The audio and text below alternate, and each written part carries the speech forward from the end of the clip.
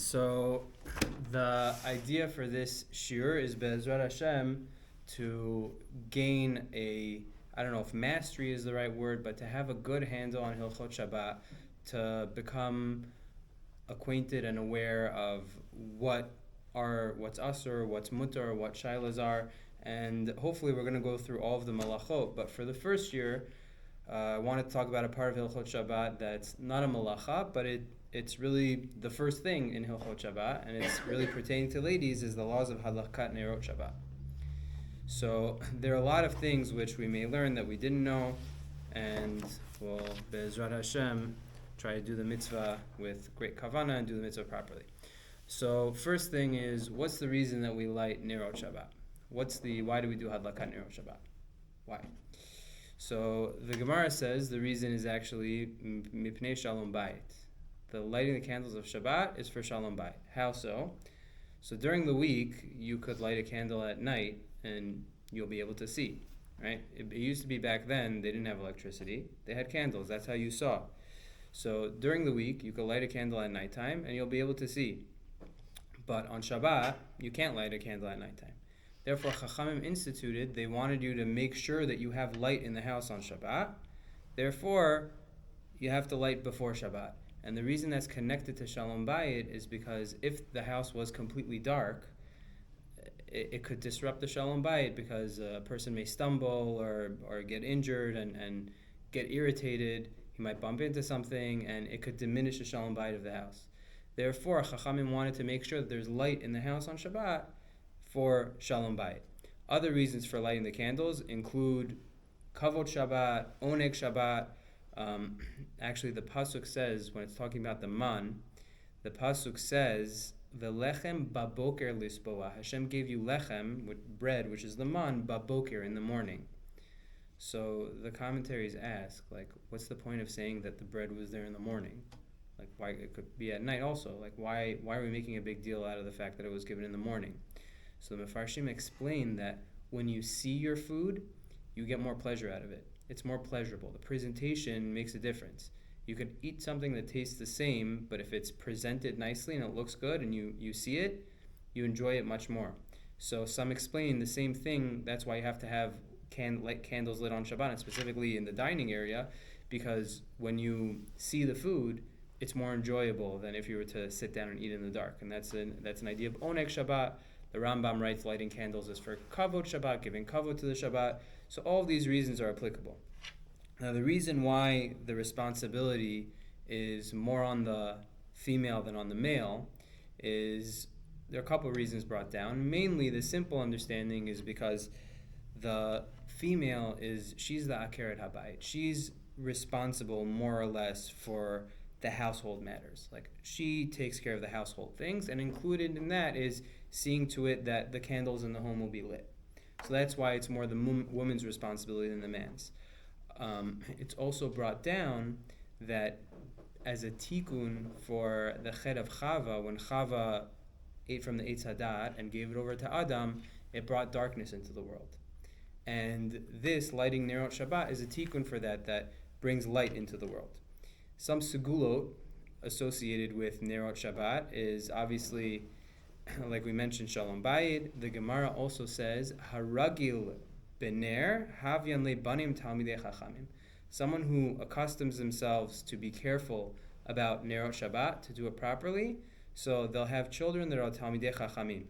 And the Zohar adds that. The Zohar says that somebody who does the mitzvah of Hadlakat Nerot with happiness and with eagerness, in that zechut, she'll be zocha to have holy children that will be a light onto the world and bring shalom into the world. And the Zohar also says that it's a segula for arichu yamim, for the lengthening of the life of the husband of the woman who's doing the Hadlakat Nerot. So a lot of segulot here. Also, it's brought down, the Midrash Tanchuma says, Amar HaKadosh Baruch Hu, Hashem says, Im hitem zehirim b'ner Shabbat, af ani me'ir lachem. If you're careful about Nerot Shabbat, I'm also going to give light to you. I'm going to bring light into your life. And it says another line, which is a bit more famous, I think at some point it became a song. It says, Im shemartem Nerot Shabbat, if you keep the lights of Shabbat, Ani mar'e lachem nerot shel Tzion. I'm going to show you the lights of Tzion, which is a reference to the Beit HaMikdash, the Geula Be'ezrat Hashem. So it's a segula for many things, and that's why the poskim actually bring down, pretty much hands down across the board, all the poskim bring down that it's a very, very special time to daven during the time of Hadlakat Nerot. For a lady to daven for Shalom Bayit, for a long life and a long marriage with her husband, long life for her children to be Talmidei Chachamim, to enlighten the world and bring light into the world, and for Hashem to bring the Geula, Be'ezrat Hashem. Okay, so when it comes to how many candles to light, so there are a number of different minhagim, and everyone has their own, every family, everyone has their own minhag. The basic minhag is to light 2 candles. The reason for 2 is one for Shamor and one for Zachor, because we know on the Aseret HaDibrot, on the 10 Commandments, there's 2 times that they're written in the Torah. One time is written the word Shamor at Yom HaShabbat, and one time is written the word Zachor at Yom HaShabbat. Shamor is to keep it, to refrain from doing anything that you're not allowed to do on Shabbat. And Zachor is to actively do something like Kiddush, Havdalah. The Rambam says do something to proclaim Shabbat and to greet Shabbat and to elevate Shabbat.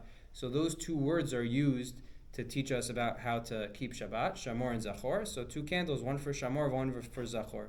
Some say the reason we do 2 is one for the husband, one for the wife.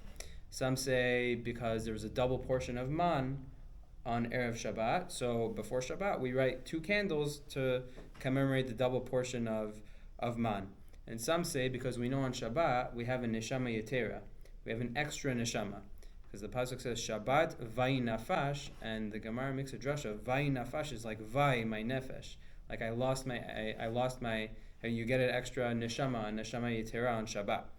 Because after Shabbat, vai nafash, I lost my extra neshama. So neshama yetera is an extra neshama, therefore we do an extra candle more than the basic 1 candle.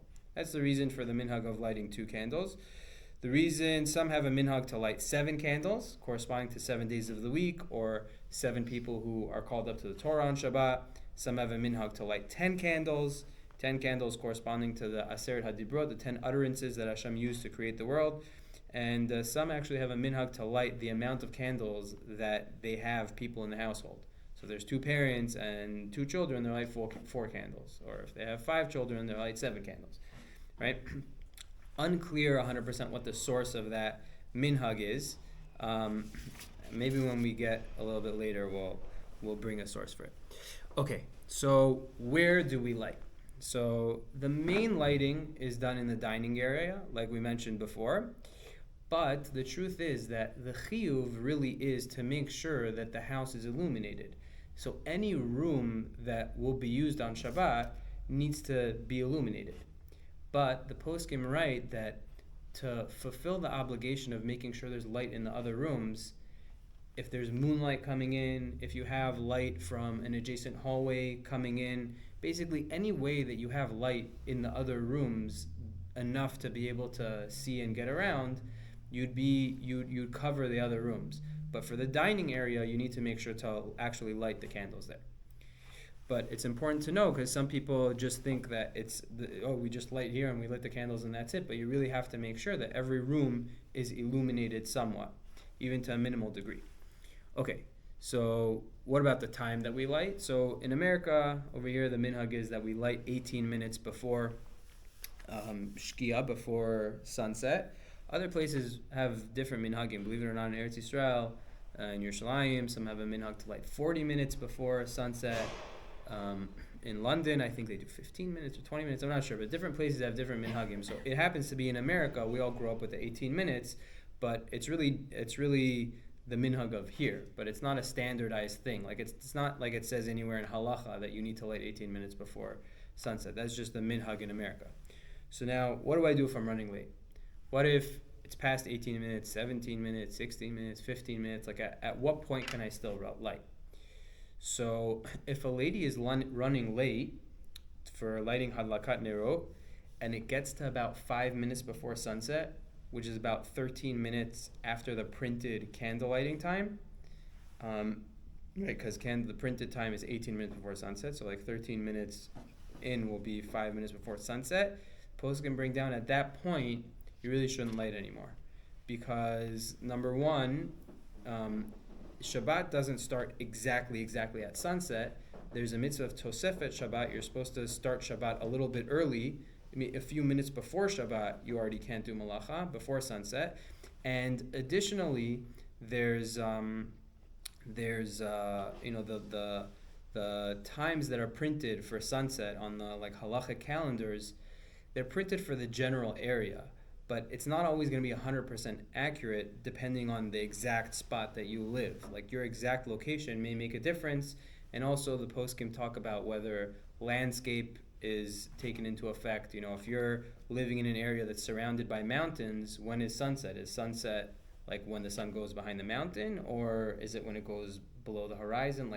So these are all things to take into account. Therefore, the poskim write that once it becomes around that area, like 5 minutes before sunset, then you shouldn't light anymore. If a lady sees that she's not going to make it, she's in the shower, she's running late, I'm not going to make it, so you could tell your husband to light.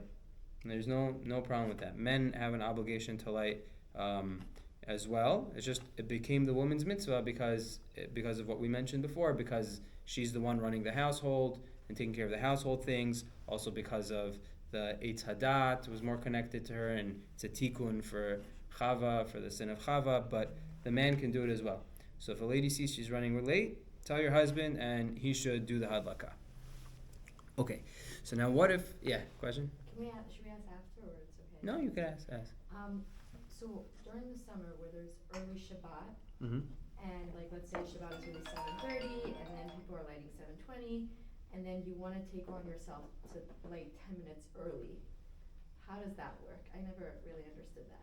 Meaning you want to... If you're already taking it on early, can you also take it on 10 minutes early to the early? And is that too early? Okay, so a good question.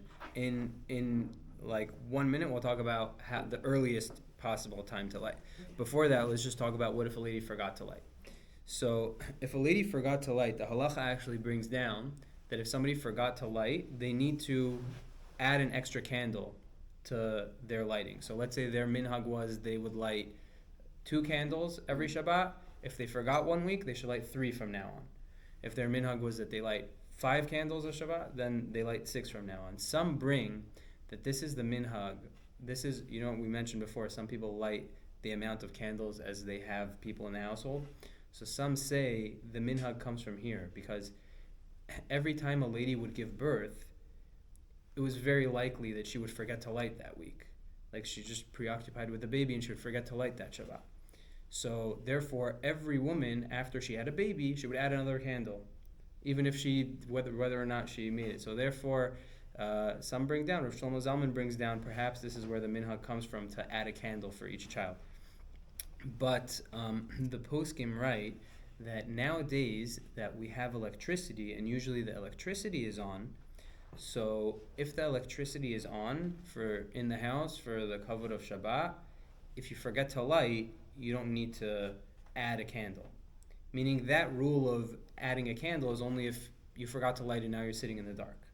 Right? That's, many poskim bring that down. Rav Ovadia brings that down. So it makes that halacha almost obsolete, the halacha of adding a candle, because almost always is the electricity going to be on. Good question. Yeah. What if you forgot to light, but you're not even home for the meal that night? What if you're going out Friday night?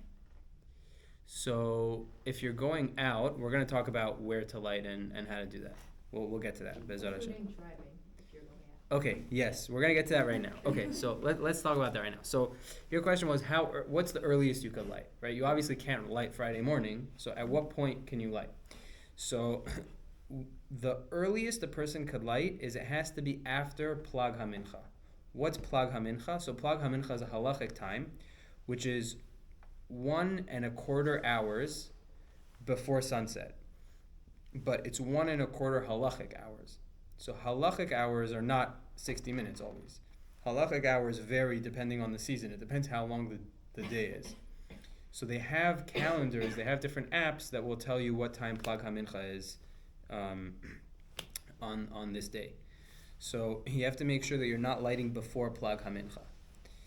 So that being said, the poskim write that if you're lighting right after Plag HaMincha, you have to accept Shabbat. There's no option of not accepting Shabbat. If you're lighting within 30 minutes of sunset, that's a different story. We're going to get to that in a few minutes. Do you have to accept Shabbat if you're lighting at that time? But if you're lighting before the 30 minutes before sunset, meaning let's say sunset is 6 p.m. and you're lighting before 5:30, you have to accept Shabbat. So what do you do if you're not ready to accept Shabbat? Let's say you have a Sheva Brachot or something, or you're going to a relative's house and it's far and you want to drive there. So how do you do that? What do you do if you need to light early and you need to do malacha?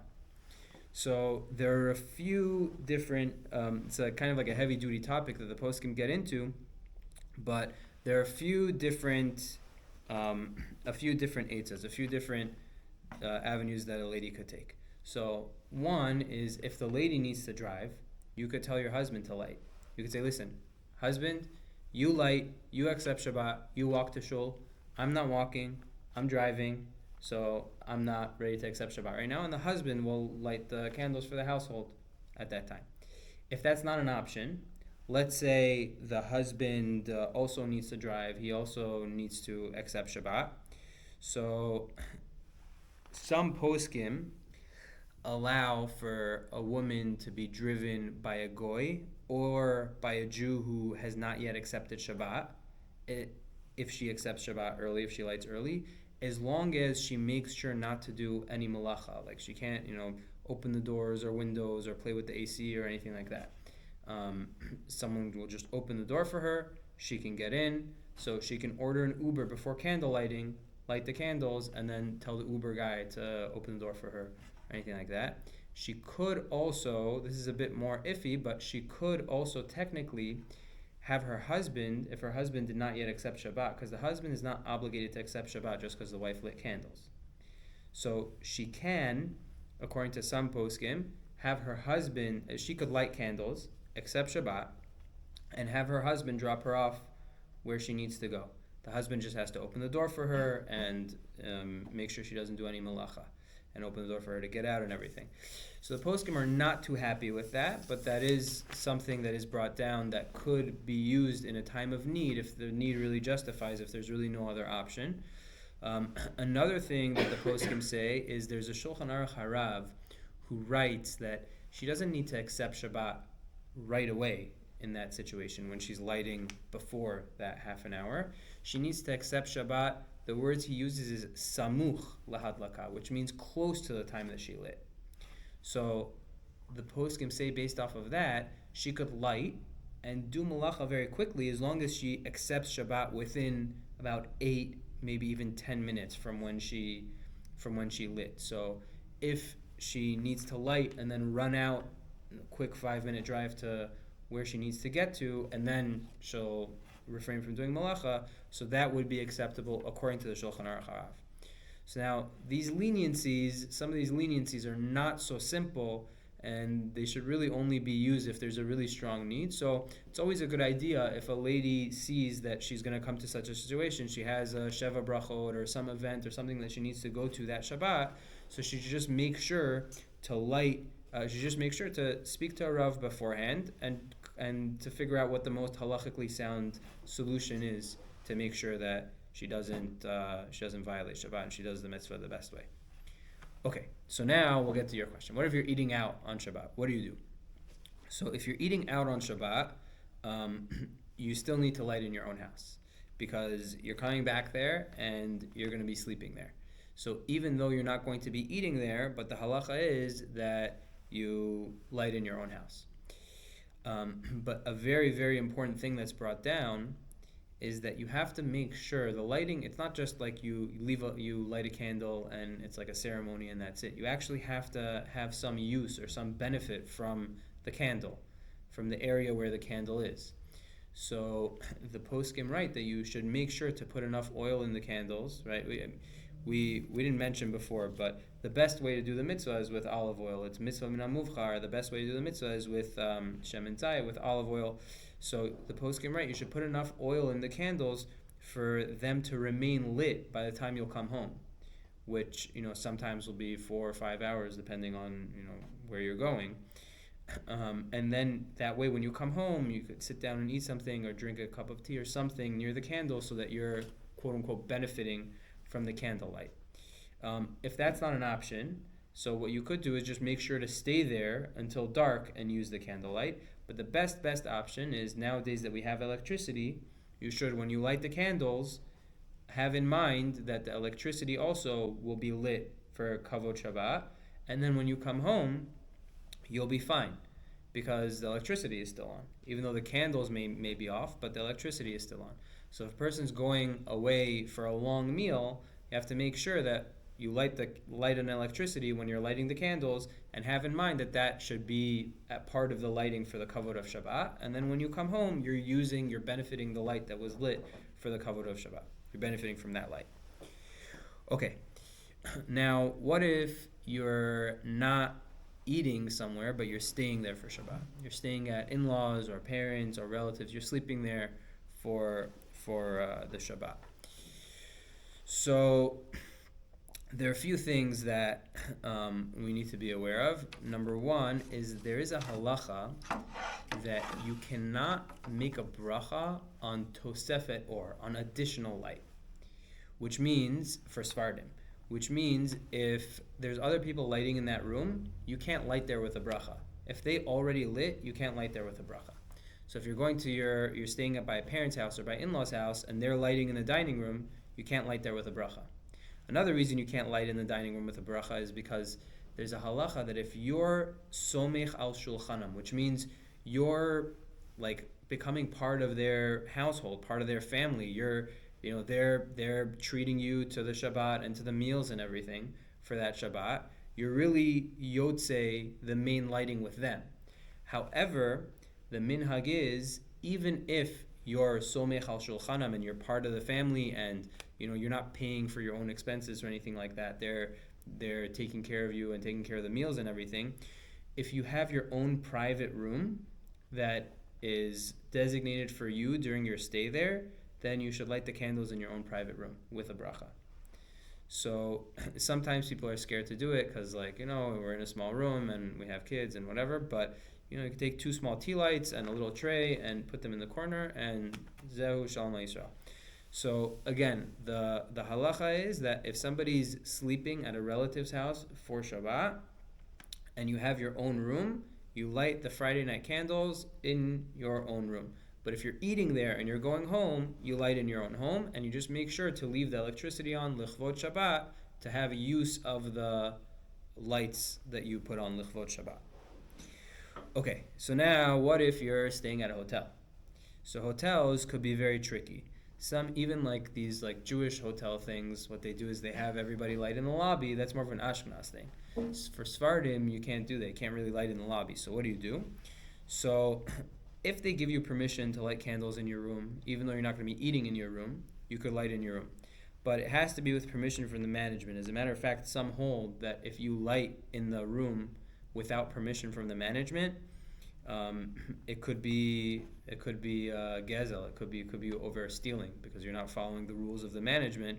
Chas v'shalom would be a mitzvah haba ba'aver. It wouldn't count as a mitzvah. So it's very important to not do it if they don't let. Alternatively, which most hotels don't let, so what should you do? So the halacha is, if you can't use a flame, you're allowed to use electricity and you're allowed to make a bracha.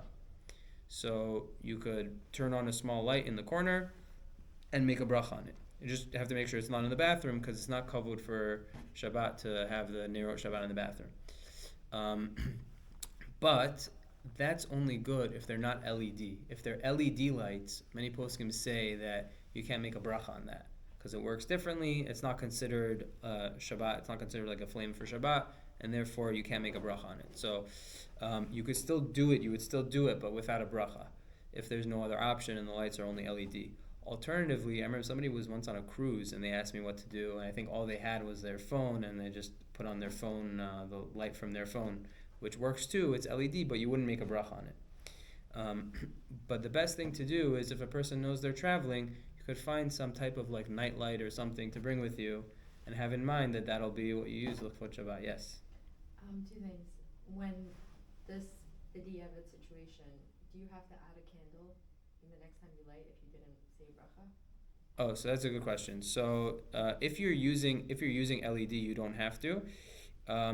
If there is no other light there, and you didn't, no, I think that's a good question. I think that I'm not sure. If you I'm not sure. It's a good question. If you're stuck and you don't have anything else, it may not apply.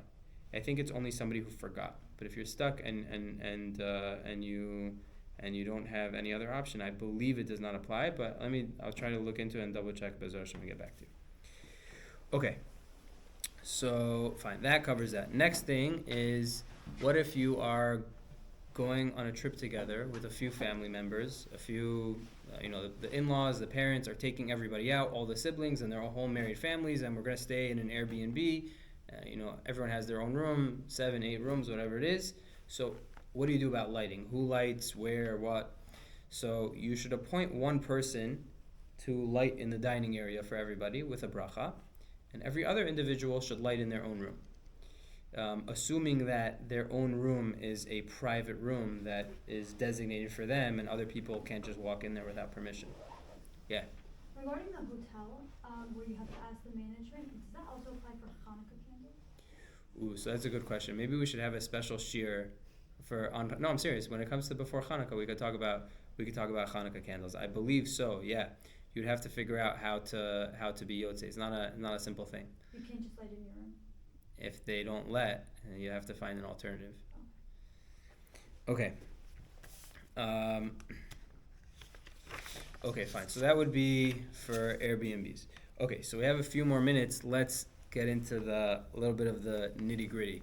So before that, actually, one thing is we mentioned that for Sephardim, you're not supposed to light in a place where there's already light, right? If everybody's lighting in the dining room, you can't add light. The halacha is that Sephardim don't make a bracha on tosefet or on adding light. So the question is, what if you're lighting at home and the electricity's on? Like you're making a bracha on light that you're adding, right? So because of that, some poskim write that you should really have the lights off when you're lighting the Shabbat candles. And we'll talk about when to make the bracha in a minute, but if a lady's minhag is to make the bracha and then light candles, so when she makes the bracha, she should have in mind that the bracha is not only covering the flame, but also the electricity. Make a bracha, lehadlik ner shel Shabbat, light the candles, and then turn on the electricity. And then if a lady makes a bracha after she lights, poskim write, again, this is not a halacha that you have to do, but it's the best way to do it, to make sure that the lights are off when you light. So if a lady makes a bracha after she lights, just make sure all the lights are off, turn on all the lights, light the candles, and then make a bracha. But have in mind that you're turning on the lights lichvot Shabbat and then making a bracha. Okay, so because the bracha counts for all the candles that you lit, which is you're including the electricity in that. Okay, so now we said before that if you're lighting early, before 30 minutes before sunset, you have to accept Shabbat. But what if I'm lighting within 30 minutes of sunset, or at 18 minutes, the normal candle lighting, the standard candle lighting time in America? So do I have to accept Shabbat or no? So this is a big machloket. The Bahag, one of the Rishonim, one of the main poskim, writes that you always have to accept when you light. When you light the candles, you accept Shabbat automatically. Now, within that opinion, there's a question. When am I accepting Shabbat? When I light or when I make a bracha? And we'll see how that'll make a difference in a minute. But that's the opinion of the Bahag, that when you light or when you make the bracha, that's when you accept Shabbat. Other poskim, the Ramban, the Rosh, and many others, they write that you don't automatically accept Shabbat when you light the candles. So what's the halacha? So the Shulchan Aruch writes that you do not have to accept Shabbat when you light the candles if you're lighting within 30 minutes of sunset again. You don't have to accept Shabbat. However, it seems that he holds that it's appropriate to do so. It's appropriate to take into account the opinion of the Bahag and to make sure that you do accept Shabbat when you light. But you don't have to. And even according to the Bahag that holds you do have to accept Shabbat, it's only for the person lighting, not for the rest of the household, not for the woman or not for the man or the children or anybody else. So now this also segues into making a bracha. Do I make a bracha before I light or after I light? This is a huge, huge question when it comes to Sfardim. Generally, there's a rule. When do I make a bracha? Any mitzvah that I do, when do I make a bracha? Before or after I do the mitzvah? Before. The rule is called over la'asiyatan. You make a bracha before you do the mitzvah. When somebody's listening to shofar, they're blowing a shofar, they make a bracha, al tikiyat shofar, lishmo kol shofar, and then they blow the shofar. Right? Any mitzvah that you do, you make the bracha before. So why would lighting candles be any different? So we mentioned before, some hold that when you make a bracha, you accepted Shabbat. So if I made a bracha, I just accepted Shabbat. How can I light candles now? I already accepted Shabbat. So some use that to explain the minhag of why over here we make a bracha after we light. So really, it would make more sense that you make a bracha before you light. And of course, we mentioned before that the opinion of the Shulchan Aruch, which is the Sfardim generally follow the Shulchan Aruch, he writes that you don't have to accept Shabbat when you light or make a bracha. So according to him, you should make a bracha before you light. So bottom line is that Sfardim, most Sfardim, right, Rav Ovadia, the Shulchan Aruch, many other Sfardi poskim say that you should make a bracha before you light. Ashkenazim and some select Sfardi poskim, the Ben Ish Chai, and some others write that you should make a bracha after you light. So what do you do? It really depends. Every person should ask their own Rav what to do if they've been doing one way and they feel like they should change because maybe we should change our minhag, maybe not. Do we not? So there are a lot of different opinions in the poskim regarding this. Everyone should ask a personal shaila. And it really depends who you ask. I think out of the main Sfardi Rabbanim in the community, I think if you would ask Rabbi Golfez, Rabbi Kakian, and Rabbi Aryeh, you would probably get different answers as to what to do. Okay. I remember Rabbi Golfez saying it depends on what your mom did. Oh yeah, Rabbi Golfez says that? For Sfardim also? Yeah. Okay. I remember learning and I was like, okay, I guess I'm good. Yeah. Yeah. Yeah. Okay.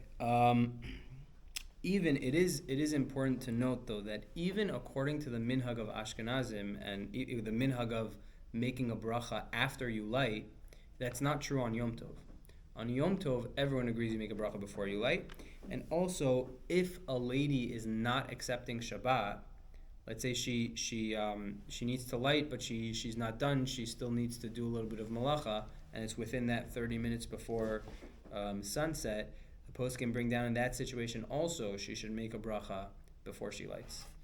So, because if you're not accepting, the whole thing is you're making a bracha and then you accepted Shabbat, so how could you light? But if you don't have that, if you're not accepting Shabbat, so then you should make the bracha beforehand, right? So just important things to note regarding that. Okay, we'll skip that for now. Let's finish up. So, a question that's discussed in halacha also is, after I light, what do I do with the match? If I'm supposed to accept Shabbat, so can I put out the match? So we said, according to Shulchan Aruch, you don't have to accept Shabbat, so you could technically put out the match. According to the Bahag, that writes that you should accept Shabbat, so some poskim say that you should just drop the match and let it burn out on its own, or give it to someone else in the family who didn't accept Shabbat to extinguish it. But others write, even according to the Ramah and the Bahag, that you should and you have to accept Shabbat when you light candles.